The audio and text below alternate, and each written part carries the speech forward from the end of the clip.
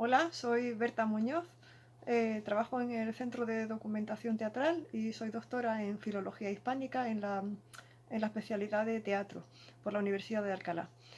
Y voy a hablar un poco de Ricardo López Aranda con motivo de la exposición con la que se le homenajea en la Biblioteca Central de Cantabria.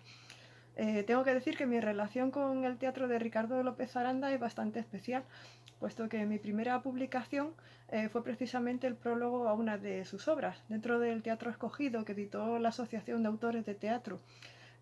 Un poco después de que él falleciera, hicimos un volumen con el Aula de Estudios Teatrales de la Universidad de Alcalá, bajo la dirección de Jesús Campos como director editorial y de Ángel Berenguer como director académico, y yo pude hacer el prólogo de su versión de El Buscón, que fue una obra que me interesó mucho y me descubrió a este autor.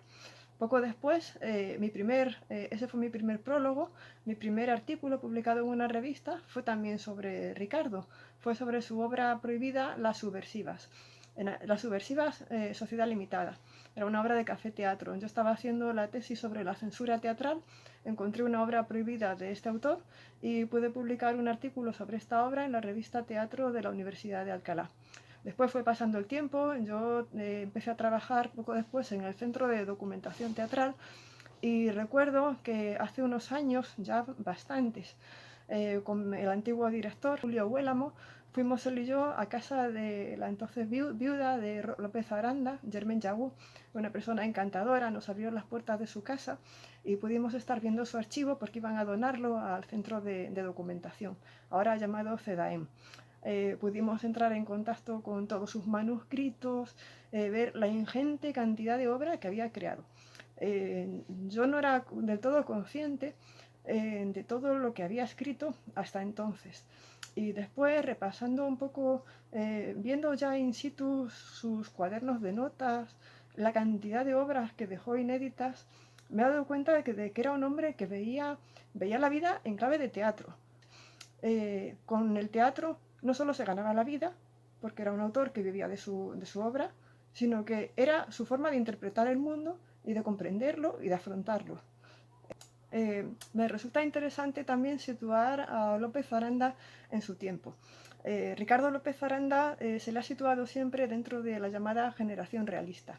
Era un autor que en un momento en el que el teatro que realmente ocupaba los escenarios, porque claro, una cosa es la historia de la literatura dramática que vemos en los libros con autores relevantes como Güero Vallejo, Alfonso Sastre, y otra cosa, el propio López Aranda, y otra cosa, lo que realmente veían los españoles de los años 60, 70 en los escenarios, que eran comedias frívolas, revistas musicales, un teatro de lo más absurdo y de lo más poco interesante intelectualmente. Bueno, pues dentro de este teatro, autores como la generación realista, como digo, Alfonso Sastre, Güero Vallejo, Rodríguez Méndez, Ricardo López Aranda, Lauro Olmo, intentaron hacer un teatro que se alejara de esa frivolidad, de esa memez que imperaba en los escenarios españoles, y hacer un teatro, como digo, de pensamiento, que era una herramienta para él, para pensar, para reflexionar sobre el mundo y también para compartir con sus conciudadanos esa visión del mundo que él tenía, que era una visión seria, interesante, preocupada por la historia de España, por cómo vivía la gente, cuáles eran sus condiciones de vida. Es un teatro también muy rico, muy diverso formalmente. Cuando se habla del realismo parece que eran autores que simplemente describían la realidad tal como era, de forma objetiva, con una cámara fotográfica. Y no es verdad, se ha estudiado que no es así. En otros autores, y en el caso de Ricardo, tiene una forma de escritura muy diversa porque tiene una visión del mundo bastante compleja. Por un lado, un teatro, café teatro más bien expresionista, farsesco. Por otra parte, cuando describe la realidad cotidiana en Cerca de las Estrellas, es una escritura casi cinematográfica. Uno se pone a leer ese texto y casi que cuesta leerlo, porque no es una obra que esté hecha para ser leída, sino que parece cine. Habla un personaje, habla otro, se van mezclando conversaciones, todo en clave muy coloquial.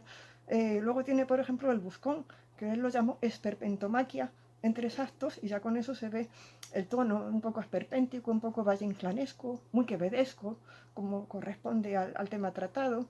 O sea que es un teatro rico, diverso, con una entidad intelectual importante, un momento en el que a los españoles, de alguna forma taimada, con unos mecanismos impresionantes por parte del poder, no solo la censura, sino lo que se ha venido a llamar los aparatos teatrales de Estado.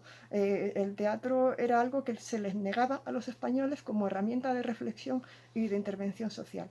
Y él hizo lo que pudo en un momento difícil, desde una actitud posibilista, pero lo utilizó de la forma noble y más honrada que se podía utilizar en aquel momento.